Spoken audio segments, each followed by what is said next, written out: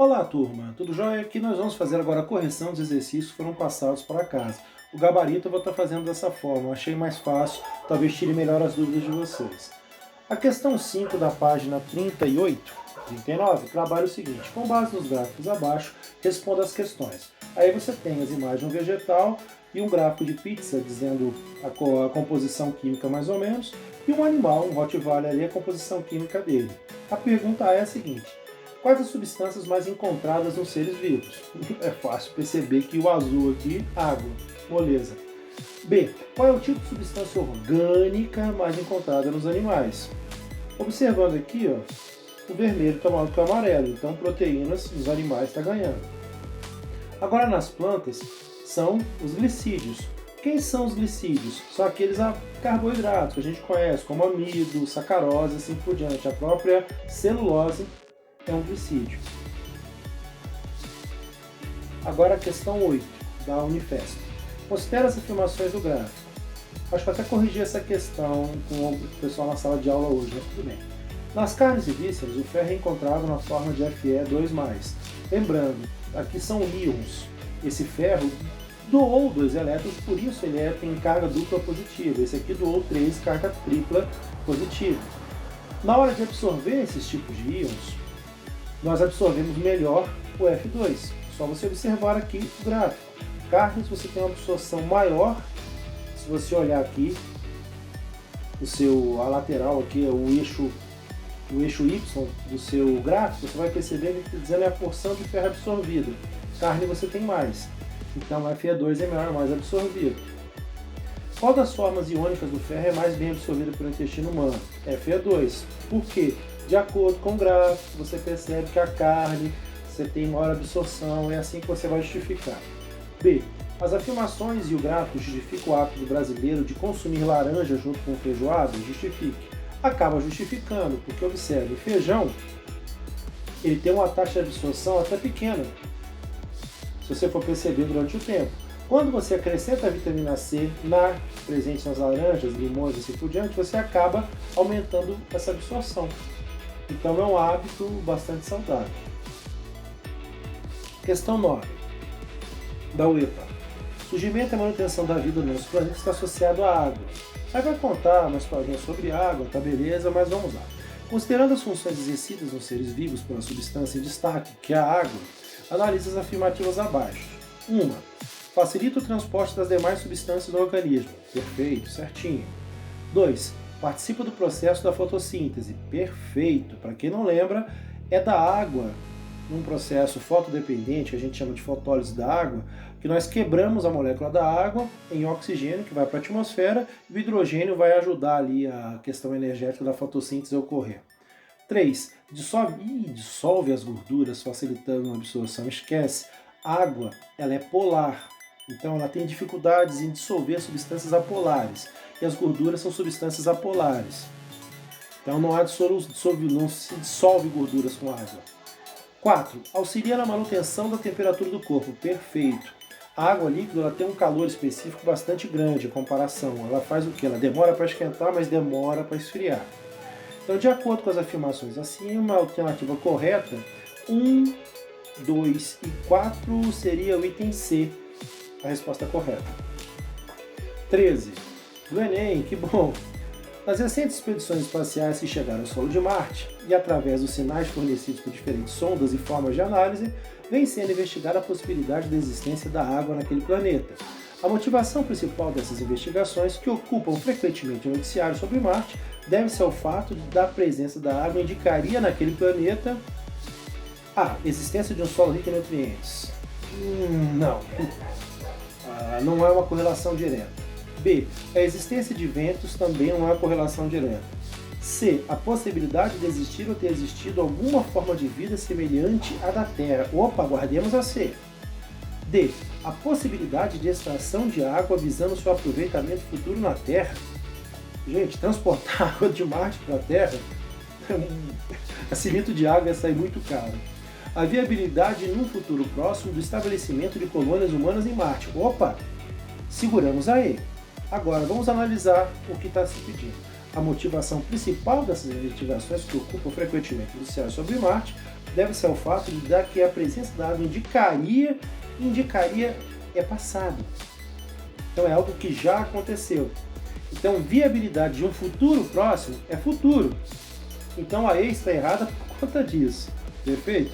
Então a resposta correta aí seria C. Questão 5, já da página 48. Os valores abaixo aproximados indicam quantas quilocalorias existem em 100 gramas de algum alimento. Então, primeiro aqui uma dica do que é quilocaloria. Uma quilocaloria significa o seguinte, que a gente aquece 1 litro de água em 1 grau Celsius, tipo de 12 para 13, de 13 para 14. Então a energia que eu jogo para isso é chamado de 1 quilocaloria. Quando a gente analisa, por exemplo, um carboidrato, ele tem 4 quilocalorias, 4,5. Isso dá uma indicação que 1 grama de açúcar aqueceria 4,5 litros de água em 1 grau Celsius. Se vocês acham isso muito, é muito, mas comparado com os lipídios, que podem ser de 7 a 8, você vê que os lipídios rendem muito mais energeticamente falando do que quando estão sendo queimados, do que quando você está queimando um carboidrato. Mas metabolicamente a coisa é um pouco diferente, a gente vai trabalhar nas questões próximas. Mas vamos lá. Questão A. Item A. Que substâncias químicas são as principais responsáveis pelo valor calórico do açúcar comum? Açúcar comum é sacarose. Sacarose é um carboidrato. Ele é feito por uma molécula de glicose e de frutose juntas. Banana. Banana é um fruto. Frutose. Ó, que legal. Carboidrato. Manteiga. Manteiga é basicamente um lipídio. Ela é basicamente feita da nata que é retirada ali, aquela gordura presente no leite. Então você teria carboidrato, lipídio como respostas do item A. O item B. Como você justifica o maior valor calórico da manteiga ou da margarina em relação ao da banana e do açúcar comum? A gente acabou de comentar, mas tudo bem. Manteiga e margarina são lipídios. Lipídios têm um valor calórico maior do que os carboidratos. Pronto, resolvido.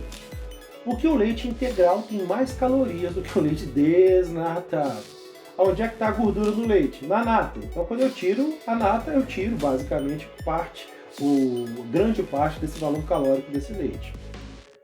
Por que a batata frita tem mais calorias do que a batata cozida? Acho que essa questão, quando ela foi feita, foi antes daquelas panelas air fry, assim por diante. Né? Que hoje já é possível fritar a batata sem a presença de óleo. Então o valor das duas seria idêntico. Mas agora, por exemplo, na forma antiga de se fritar batatas, a gente coloca elas imersas em óleo quente. Então a gente tem que aquecer aquele óleo que fica preso na batata. Então aquilo ali aumenta o valor calórico da batata e muito, tá, gente? Então batata frita e batata cozida, é muito melhor você comer um purezinho de batata do que uma porção de batata frita. Questão 6. Os açúcares complexos resultantes da união de muitos monossacarídeos são denominados de polissacarídeos. Tudo bem, fácil essa. A. Cite 2 polissacarídeos de reserva energética, sendo um de origem animal e outro de origem vegetal. Mandou citar. Então, citar, morreu, amido, vegetal, glicogênio, animal. Pronto, respondido essa. B. Indica um órgão animal e um órgão vegetal onde cada um desses açúcares pode ser encontrado. O glicogênio vai ser encontrado basicamente no fígado, a quantidade dele no fígado é bastante expressiva, e o amido é basicamente encontrado em raízes e sementes e vegetais. Questão 7, Enem, legal.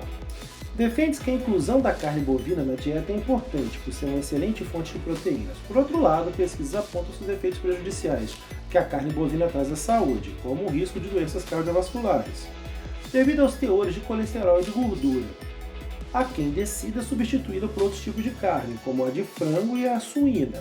O quadro a seguir apresenta a quantidade de colesterol em diversos tipos de carne crua e cozida. Então, quando você observa uma porção miligramas por 100 gramas. Então, carne de frango branca sem pele, 58 crua, 75 cozida. Mas, pessoal, por que a cozida aumentou a proporção, assim por diante? O que acontece quando a gente cozinha algum tipo de alimento? Você retira basicamente a água dele. Ou vocês não observaram que os alimentos às vezes diminuem de tamanho quando a gente está cozinhando ou fritando. Ao tirar a água dele, você dá a massa inicial, daqui, por exemplo, são 58 em 100 gramas com a água. Tirando a água, aí aquela concentração eu não tirei na hora que eu cozinho a carne de frango, eu não tirei o colesterol de dentro dela. Continua preso. E agora o volume daquela peça ficou menor. Então por isso é que aumenta a quantidade de miligramas por 100 gramas da carne cozida. Perfeito? Agora, como a gente come carnes geralmente cozidas, é interessante dar uma olhadinha desse lado da tabela e não desse lado de cá. Mas vamos lá. Com base nessas informações, avalie as afirmações a seguir. 1. O risco de ocorrerem doenças cardiovasculares por ingestão habitual da mesma quantidade de carne é menor se esta for de carne branca do que de toucinho. Correto? É só observar a análise ali em cima da tabela. 2. Uma porção de contrafilé cru possui aproximadamente 50% da sua massa constituída por colesterol. Que maldade uma questão dessa. Se o aluno não prestou, ele vai olhar aqui, por exemplo, contrafilé 51 miligramas por... Gente, para ser 50% seriam 500 miligramas, certo? 100 gramas, você está vendo aqui, para ser 50% do valor total de colesterol da peça, deveria equivaler aqui a um total de, como são 100 gramas, seria o equivalente a 50 gramas e não 51 miligramas. Então, voltando. Então, essa aqui está errada. 3. A retirada da pele de uma porção cozida de carne escura de frango altera a quantidade de colesterol a ser ingerida. Perfeito, certinho. Questão 4. A pequena diferença entre os teores de colesterol encontrados no toucinho cru e no toucinho cozido indica que esse alimento é pobre em água. Não é exatamente isso. Observemos aqui. Cozidos. Toucinho, 54 e 56. O que aconteceu aqui nesse detalhezinho aqui do nosso amigo toucinho? Ele é basicamente gordura. Gordura. Então, quando é que ele seja pobre em água? Porque ele não tem água mesmo. Então aqui as opções que ficariam corretas para nós seriam essas aqui. A 1 e a B, que representa 1 e 3. Joia?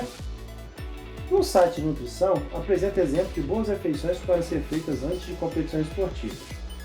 Café da manhã, bolinhos, panquecas, e vai direitinho. Baseando nas opções das refeições apresentadas, pode-se concluir que os atletas devem consumir preferencialmente alimentos ricos em... Vamos dar uma olhadinha. Bolinhos, panquecas, tortas, massas, batatas, barras. Então vamos aqui. Em lipídios que contribuirão para o aumento da massa muscular. Lipídio e massa muscular não tem muito a ver. B. Proteínas que servirão como importante fonte de açúcar. Proteína é fonte de açúcar? Esquece. C. Proteínas que serão armazenadas no corpo como um estoque de energia. Errado. Energia é armazenada na forma de gordura. D. Carboidratos que fornecerão os aminoácidos. Carboidrato fornecendo aminoácidos. E E. Carboidratos que aumentarão a oferta de energia disponível para o organismo. Resposta correta é. Agora, 2 e 4. A 3 não, mas eu acabei copiando ela aqui. Mas vamos lá. Agora já estamos na página 63, 64, né? 2. Explique por que, embora haja apenas 20 tipos de aminoácidos, há milhares de proteínas diferentes no nosso organismo. Eu me diria o seguinte, pensa num jogo de Lego em que cada pecinha dessas de Lego seja de uma forma diferente e possa se encaixar. Eu pergunto, com 20 pecinhas diferentes, quantos tipos de objetos você pode formar utilizando uma quantidade quase que infinita dessas pecinhas? Você pode montar casinhas, você pode montar carrinhos, você pode montar barquinhos, você pode montar o que você quiser se você tiver muita paciência. É a mesma coisa com os aminoácidos. Tem aminoácido que gosta de água, tem aminoácido que não gosta de água, tem aminoácido que tem carga elétrica positiva, carga elétrica negativa, tem aminoácido básico, tem aminoácido ácido. Então o que ocorre? A forma que a gente monta essa sequência de aminoácidos vai dar uma estrutura tridimensional a essa proteína e vai dar a ela uma função. Então pode ser uma função como locomotora, a actina e a miosina, que fazem a gente movimentar os músculos, pode ser uma função enzimática, como por exemplo a lactase, que é uma enzima que ajuda a gente a quebrar a lactose. Pode ser uma função estrutural, como por exemplo o colágeno e a elastina, que formam a nossa pele e basicamente montam o arcabouço do nosso corpo. Então é por aí que você pode responder essa questão. 4.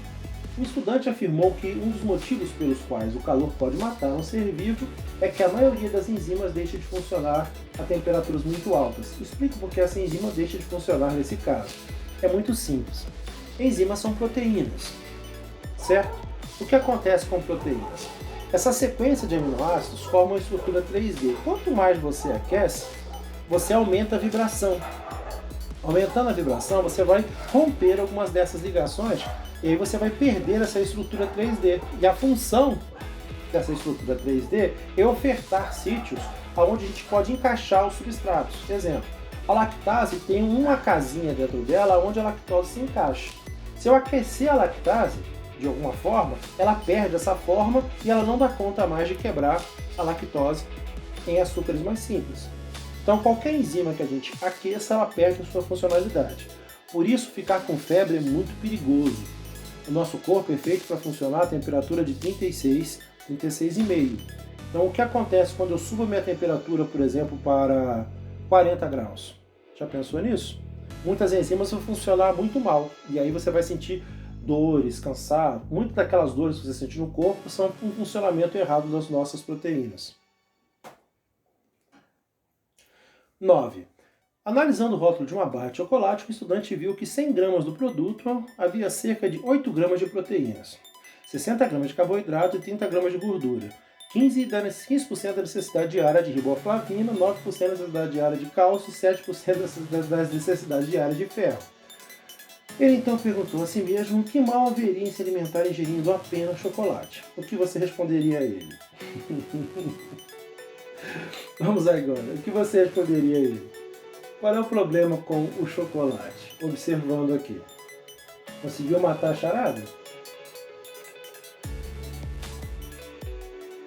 Por exemplo, para esse sujeito conseguir ter toda a quantidade de ferro, que 100 gramas te dá só 7%.